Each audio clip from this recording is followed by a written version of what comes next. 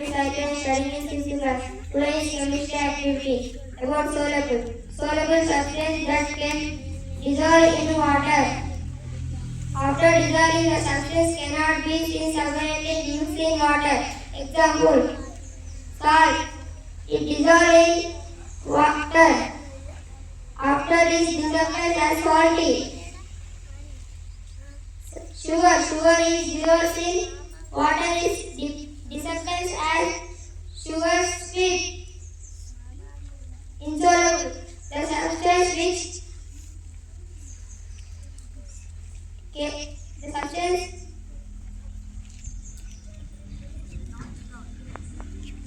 insoluble substance cannot dissolve in water. Example: oil.